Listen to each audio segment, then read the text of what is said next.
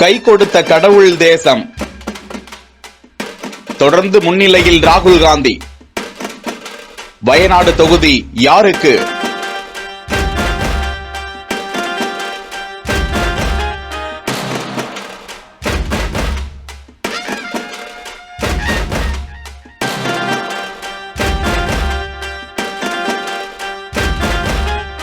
இந்தியாவின் மிக முக்கிய விஐபி தொகுதிகளில் ஒன்று வயநாடு தொகுதி. கடந்த 2019ஆம் ஆண்டில் இந்த தொகுதியில் ராகுல் காந்தி போட்டியிடுவதாக அறிவித்து அது முதலாகவே இந்த தொகுதி விஐபி அந்தஸ்து பெற்றது. ஆனாலும் ரேபரேலி தொகுதியில் ராகுல் காந்தி நின்றாலும் ஒரு பாதுகாப்புக்காக வயநாட்டிலும் அவர் போட்டியிட்டார். அந்த பாதுகாப்பு அவருக்கு வயநாட்டில் வெற்றியை தந்தது.